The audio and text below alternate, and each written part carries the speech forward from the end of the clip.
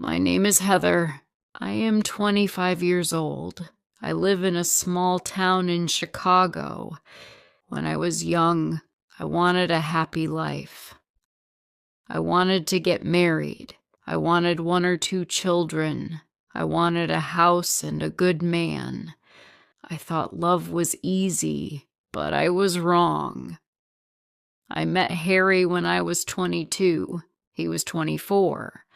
We met at a friend's party. He asked for my phone number. I gave it to him.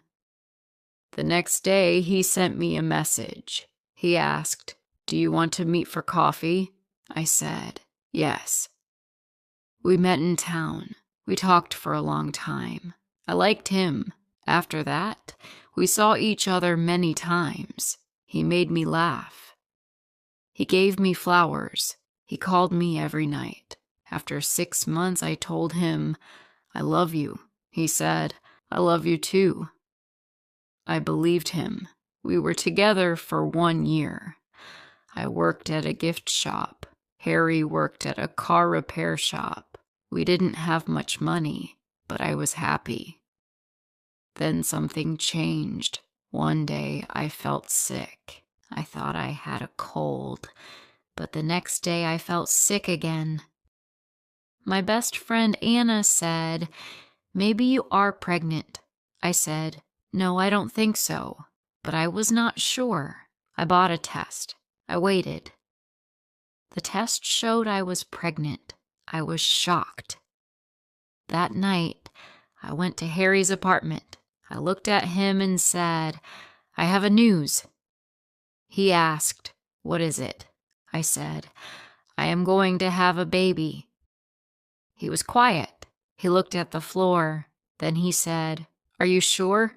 I said, "Yes, I did a test. I am sure." He said, "This is not a good time. I am not ready to be a father." My heart broke. I said, "But we love each other." He said nothing. He just said, "I need time to think." That night he did not kiss me. I could not sleep. In the morning, he left early. He said, "See you later," but I knew something was wrong. After that, he stopped calling me. He stopped answering my messages. He didn't want to see me. One day, I went to his apartment.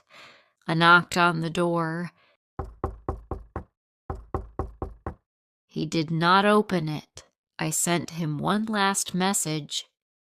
He replied, "I can't do this. I'm sorry." That was the last time I heard from Harry. I sat on my bed and cried. I cried for hours. I could not believe it. I was pregnant and alone. I told my mother and father. My mother cried with me. My father said, "We are here for you, Heather." I moved back to my parents' house. Every day I felt more tired. My stomach grew bigger. I went to the doctor. I saw my baby on the screen. I heard her heartbeat. I worked at the gift shop until the baby was born. One night, I had strong pain. My mother took me to the hospital. The nurse said, "You are going to have the baby tonight." I was scared. I held my mother's hand. After a few hours, I heard a small cry. The nurse said, "It's a girl." They gave her to me. She was beautiful. I said, "Hello, baby. I am your mother." I named her Sandra. Sandra cried a lot. I was very tired. I did not sleep much. I changed her diapers. I fed her. I held her when she cried. Sometimes I sat on the bed and cried too. Harry never came. He never called. He did not ask about Sandra. One day I saw him in park. He looked at me and said nothing. I wanted to shout. I wanted to ask, "How can you leave your baby?" But I said nothing. When Sandra was 5 months old, I went back to work. My mother watched her when I was working. I missed Sandra, but I needed the money. When I got home, I was tired. My back hurt, but my daughter needed me. I cooked dinner. I cleaned the house. I fed Sandra. I put her to sleep. I never stopped. Every day was busy. Sandra grew fast. My mother helped me a lot. She held Sandra when I took a shower. She made dinner when I was tired. My father did not talk much, but he played with Sandra. I was thankful for my parents. Sometimes I saw Harry in town, but he never said hello. Money was a big problem.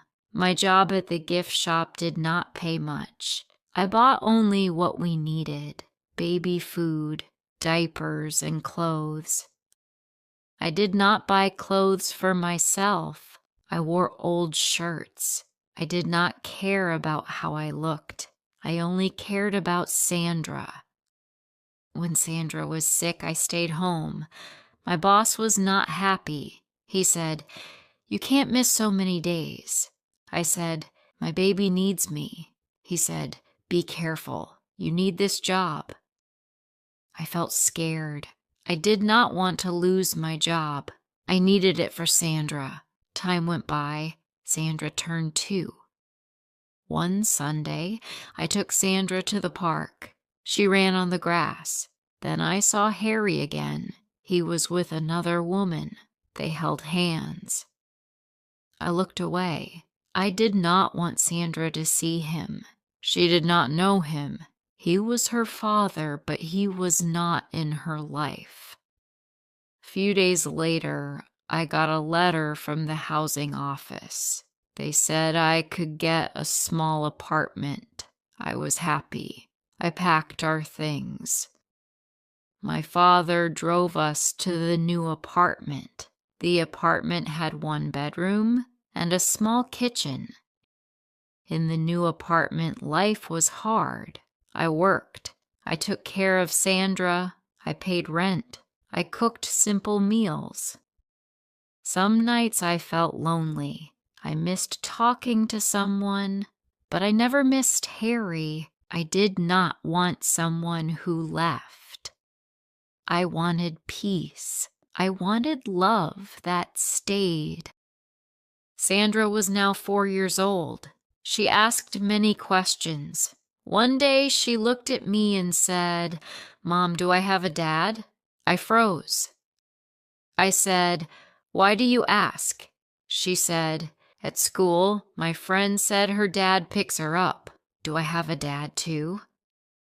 I said, "Yes, you have a dad, but he does not live with us." She asked, "Why not?" I said, "He made a choice. He did not want to stay." She looked at me and said, "But I have you." I smiled and kissed her head. "Yes," I said, "you have me, and I will never leave." I thought about everything: the tears, the nights alone, the fear. Then I looked at Sandra's smile. Yes, I thought, she is happy, and I did it all alone. You can face many hard times, but as long as you have love, you will always find strength. Being there for your child makes everything worth it. If you liked this story, please like, comment, share, and subscribe.